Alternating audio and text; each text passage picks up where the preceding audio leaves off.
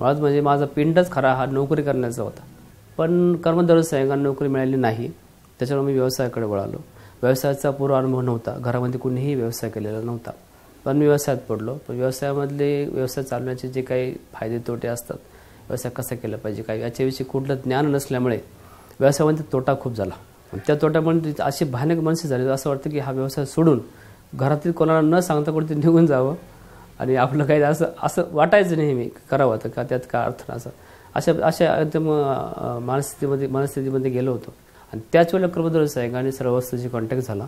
त्या सर्व वस्तूचा इफेक्ट आमच्यावर चांगला पॉझिटिव्ह झाला आणि मला व्यवसायामध्ये चांगली ग्रीप मिळाली. आज माझ्याकडे कुठल्या प्रकारचं कर्ज नाही, आज माझ्याकडे बँक बॅलन्स आहे. आज मी कुठेही एका ठिकाणी चांगल्या प्रकारची प्रॉपर्टी घेऊ शकतो, इतका माझ्याकडे सध्या अवेलेबल आहे. हे सगळं सर्व वस्तूमुळे झालेलं आहे असं माझं प्रामाणिक मत आहे.